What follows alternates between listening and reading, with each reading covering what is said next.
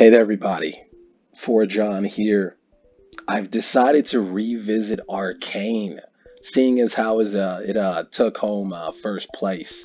It took home the winner's prize for every nomination, every category that it was placed in. Whether that was best sound direction, best story, best animation. I do believe that it's more than efficient to or more than a good idea to retouch on every episode. I've already watched them. I've done a couple of reviews before, but I do believe that starting from episode one, knowing exactly what happens would allow me a clearer mind to give a clear recap, hopefully, and give my honest reaction the first time I watch it and this time watching it a second time. So here we go. Episode one. Welcome to the playground. We open up with a song by Jinx, which is actually very melancholy, flavored. She's singing it. You don't even know she's singing it until you see Jinx holding her eyes and Vi holding her hand, and you see Vander beating a dude in the distance. And walks up to them saying, "Hey." This was all a telepathic conversation. They said this all with their eyes and action. There actually wasn't a word said after Jinx was done singing it. We get that intro to really the three main characters. Vander walks up to Vi and Jinx and pretty much tells them that, hey, their parents are dead, and then you understand that there's a war. There's a war going on, and there was a battle, and Vander carries Vi and Jinx away, taking responsibility for what it seems that he's initiated. He takes off his gloves for what seems to be the last time and is carrying them away. And Vi, you see the hatred for the enforcers, for the topsiders. You see it in her eyes as she's being carried away. She obviously blames them for the death of their parents and the situation they're in. And then we go to the opening scenes. The kids are the kids. I say that's Vi, the Powder, and Milo and Clagger, I believe. Clagger, big man. Oh, the dude's a unit. Dude's an absolute asset, and you can tell that they're really close. There's the underworld gang, the Zon gang.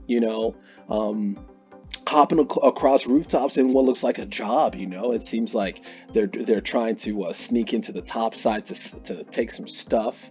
Oh, it looks like they're gonna sell it, and you can see it seems to be Powder's first time out, on a risky mission. And you can tell that Milo isn't really a fan of Powder. Keeps calling her a Jinx, wink wink. So mission goes according to plan up until they have to bail because the owner of the apartment came back. I know who the owner is, but I'm not going to say much. A spoiler alert if you haven't already seen it, but I won't go too much into the series just yet. I'll just focus on episode one. Owner of the apartment gets back, and the instruments and the artifacts that they were looking at while they were running away. One of the stones that Powder was holding drops to the floor, and as Vi is leaving, the last one out the door, the stone hits the wall, an explosion. There's an explosion. Kids have to scram because all of Topside, all of Piltover is aware that there's intruders, from under the underworld. I want to call it Zon. I know it's not really noted as Zon just yet. They call it something else. They want to be noted as the nation of Zon, but on their way back to Zon, they're running back to Zon. Chased by enforcers because all of Piltover is now aware of their presence after that big explosion. They get away, and back underneath with Zon, you get the whole tour here, but you're introduced to other people that seem to be on the tail of the kids. They got a tip of all the goods in that apartment that they're in, and it seems like they were being followed because you got this gang of other what seems to be people and the kids in their age. I would like to think.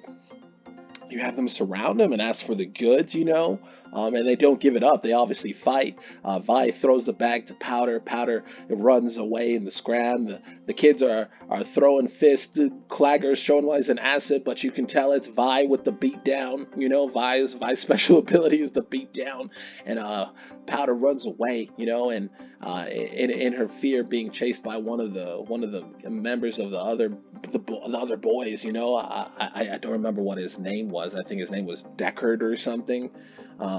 being chased by one of the thugs from Deckard's group. Powder reluctantly throws the bag into the ocean to try to get away. And that was after she tried to use her monkey bomb, to no avail, but so she had no choice but to lose it. And later, after the gang is done kicking butt, they're obviously mad. Milo's the maddest, Milo's like, what? I knew this was gonna happen. I knew she wasn't ready. They're obviously mad. Top news of an explosion has spread all over Zon and has made it back to Vander, the guy we saw at the beginning. He now owns a bar, a bar with much respect. You can tell that he's still respected by much of Zon, but news has gone back to him of the explosion. And when he goes to interrogate the kids, he already knows. He says, hey, 4 kids were seen running away from the explosion, and he already knows it's the group of kids. So he tries to have a conversation with Vi, and Vi's true feelings come to the surface on how she feels about Piltover, and you can tell she still has vengeance in her heart for the death of her parents and their lifestyle, the city, and how they're being treated. Calls out Vander for being a pacifist, for doing nothing, and Vander tries to saying, hey, that road doesn't work. Tells Vi to calm down. And then after that, Vander goes and tries to make things right. Vi's still a kid, so she's a bit scared. She says, hey, if everything's going to work out, Vander says she'll try. So he goes to his best friend's shop. I don't remember what exactly his name was. I forgot. But basically, it was obviously a confidant in the war and a good friend. And you see Echo. They call him Little Man, but his name is Echo. You see Echo, and that's where they got the tip from. And Clagger's asking, Vander goes there to get to the bottom of it and saying, hey, we have trouble. We've been on top side. And then Echo is there too. And they got the tip from Echo, from a customer that gave Echo the details on that apartment with all the interesting stuff. And then you see the enforcer coming down the alleyway, and Clagger runs, and Echo just tries to act natural. But then you see enforcers walk into the shop, and Vander was there. And Vander's the sheriff is there with her deputy, and deputy is like trying to get into Vander's face. You can tell he does not like anybody in Zon, calling them underworld scum and stuff. And the sheriff is trying to broker calmness, tells the deputy to go outside, and Echo listens in, and you can tell, or you can hear from Echo's perspective, that Vander has a treaty, has an agreement with the enforcers. And the agreement was that they stay off top side and the enforcers will stay out of bot side. It's like we're on the League of Legends map, But you can tell that the Sheriff Grayson, is saying, hey, we gotta turn over somebody. And Vander's like, we'll figure something out. Vander's been trying to protect everybody in Zon with this agreement. And then it goes back to Milo telling Vi, hey, Powder isn't the same person you were at the age. Powder isn't half the person you were at her age. And Vi is goes off on him, but not before Powder hears the whole rant, and Powder runs away.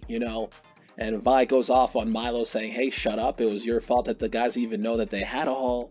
And then Vi goes and tries to cheer up Powder, says, hey, I may be bronze, but you're the brains. Look at all these inventions. You're a wonderful person. Don't give up. Takes her to the rooftop, shows the other groups, shows all the mess ups of the other groups, and says, hey, each of us have shortcomings.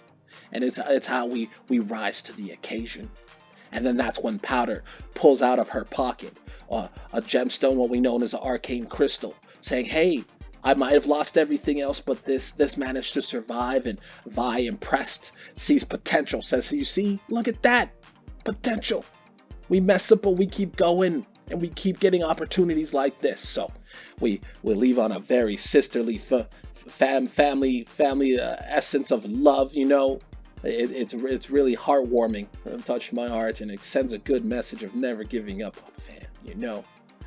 So that is the recap and review for episode 1 of Arcane. I hope you went ahead and enjoyed. I'll see if I'll do an episode 2, keep it rolling here, but that's what I think. It was a really good episode, good foundation building. Got to see Silco introduced his new chemical shimmer to and you can see how Shimmer is going to be involved in the future. You see him working with Singe, so crazy concoctions are about to brew. So I'm excited for episode 2 to rewatch that. But stay tuned, and I'm glad you were able to tune in. But stay up and stay happy. Hopefully, hope everything's good. But this is for John. Till next time.